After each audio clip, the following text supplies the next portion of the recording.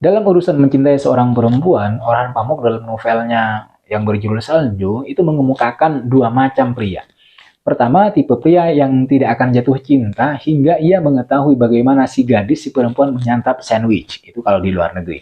Kalau di Indonesia, bagaimana si gadis mungkin makan cilok, sempol, lalapan, rujakan. Apakah ketika makan bibirnya lari kemana-mana, dan lain-lain. Di video kali ini, saya akan membahas tentang perempuan, cinta, dan kebahagiaan. Hubungan antara ketiga variabel itu dan bagaimana tiga variabel itu mempengaruhi hidup kita, terutama kaum laki-laki. Tetapi tentang kebahagiaan, saya tidak akan membahasnya secara tuntas, secara komprehensif di video kali ini, karena menurut saya, kebahagiaan adalah istilah yang abstrak dan itu membutuhkan satu momen khusus untuk membahas satu kebahagiaan. Tetapi sebelum saya lanjutkan, saya disclaimer dulu bagi kalian yang belum kenal. Perkenalkan, saya Letifanto. Selamat datang di channel ini. Saya mengupload video di channel ini 2 kali dalam seminggu. Sehingga bagi kalian yang baru kenal dan baru mampir di channel ini, silahkan jangan lupa untuk subscribe, share, dan nyalakan loncengnya. Pastikan kalian menonton video ini atau video-video yang saya unggah di channel ini sampai selesai. Oke, saya akan memulai pembicaraan atau pembahasan pada video ini dengan sebuah pengalaman. Dulu sekali ada seorang teman yang menasihati saya tentang cara-cara yang strategis dalam mendekati seorang perempuan. Kebetulan waktu itu saya masih jomblo, sendiri, tidak punya pacar, dan itu sebuah pilihan, bukan nasib. Nah, dia bicara nyaris setengah jam tentang apa saja yang perlu saya lakukan untuk mendekati seorang perempuan. Dia bilang begini, kamu kan sering jadi pemateri. Kalau ketemu cewek itu, kamu tuh harus melakukan kontak mata. Bersikaplah seperti teman sejawat, agar gadis-gadis yang memperhatikan kamu itu tidak menilai kamu sebagai seorang senior. Sehingga obrolannya nyambung. Katanya sih begitu. Teman yang lain, di lain kesempatan, pada waktu kami ngobrol ngalor ngidul di balkon kantor, ngomongin soal perempuan dan kebahagiaan. Ini topik yang menurut saya cukup penting dan menarik, walaupun tidak sampai berpengaruh signifikan terhadap pendapatan finansial. Sebelumnya, saya ngomongin ini, bercerita tentang seorang penulis novel perempuan yang bertemu kekasihnya di sebuah acara saat mereka masih sama-sama jadi wartawan. Saya waktu itu masih ingat, teman saya ini berkata begini, kita katanya, tidak akan bertemu dengan pasangan kita jika kita tidak melakukan pergerakan. Aktivitas-aktivitas yang menuntut kita itu melakukan interaksi sosial. Boleh jadi kamu bertemu dengan pasanganmu saat sedang diskusi buku, misalnya. Dia berkata begitu. Memang pembicaraan-pembicaraan seperti itu menarik sekali. Lain orang, lain pengalaman. Lain kepala, lain pendapat.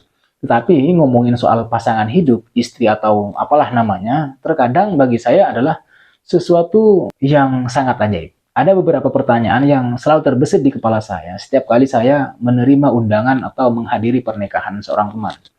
Pertanyaan-pertanyaan itu misalnya, bagaimana mereka bertemu?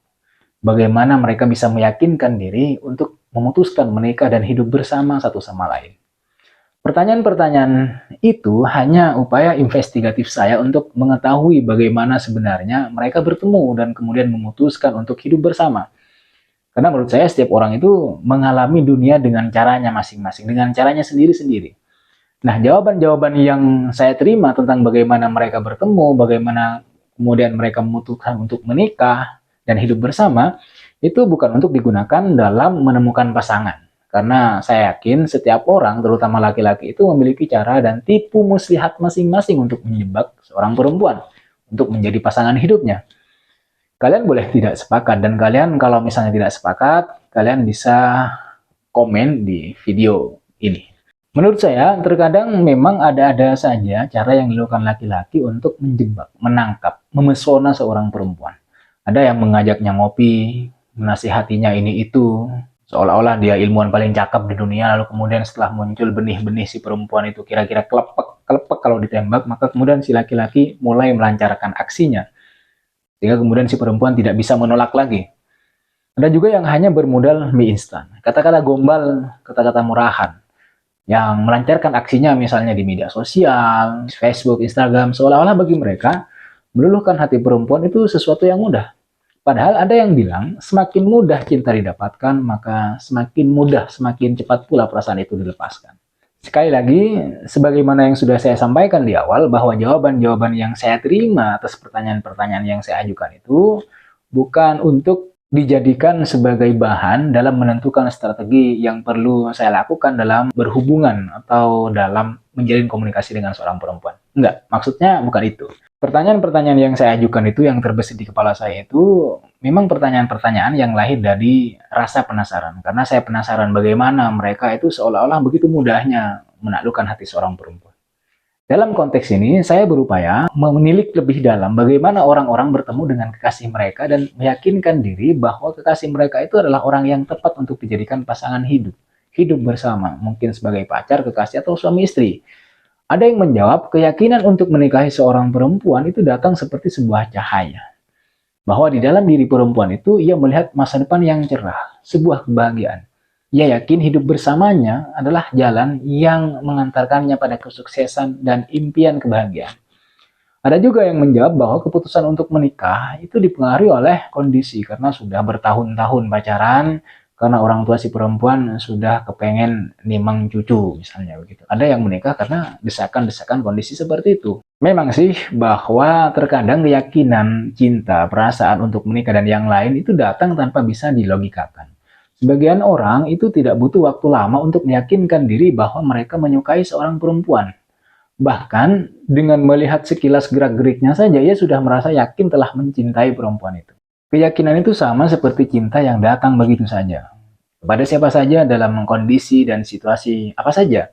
Seolah ketika cinta itu datang, kamu tidak diperbolehkan, kamu tidak diperkenankan untuk mundur satu langkah pun.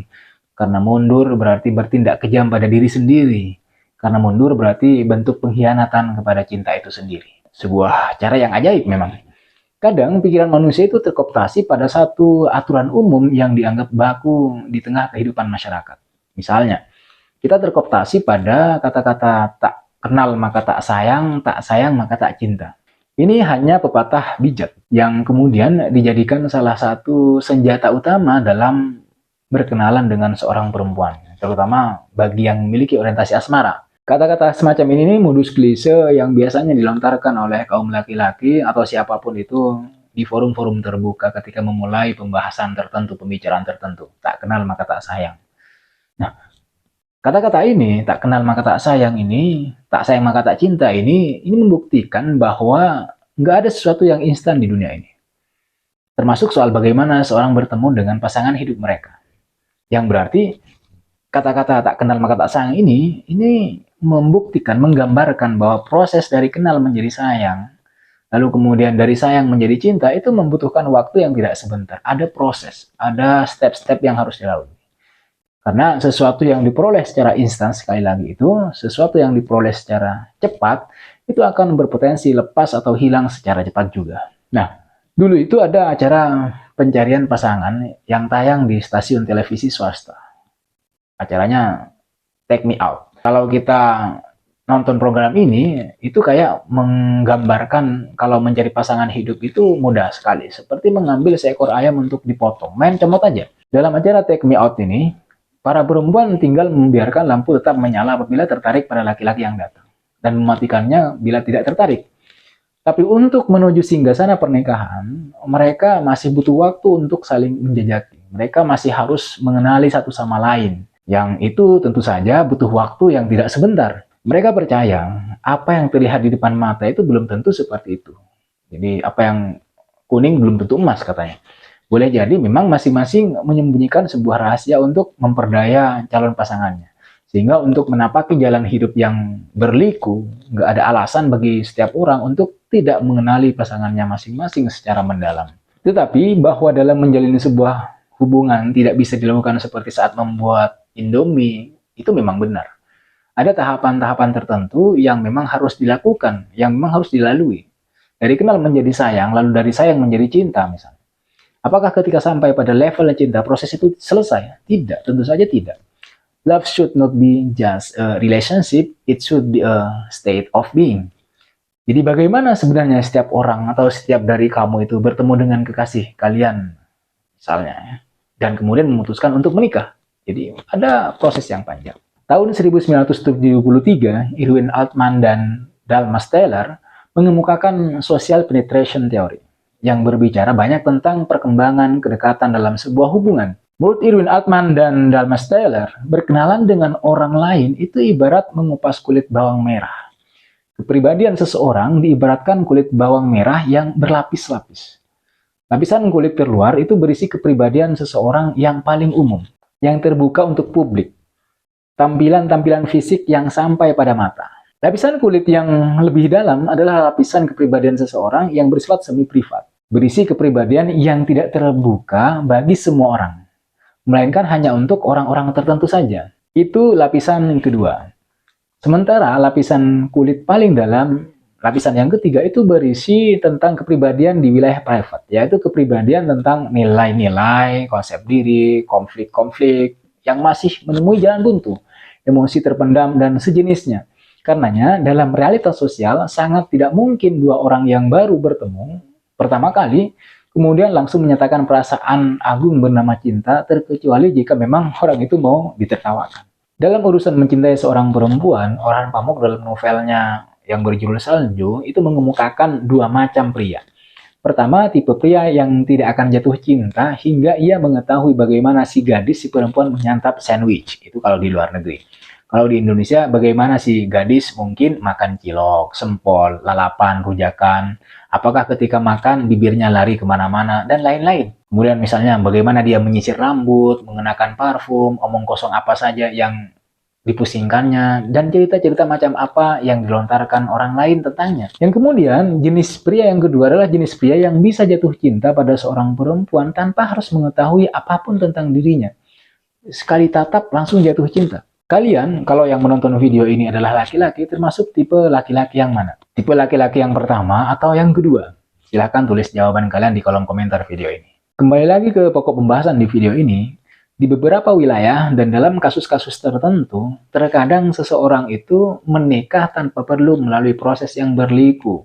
Tidak perlu pacaran dan ngedate bertahun-tahun untuk mengenali satu sama lain.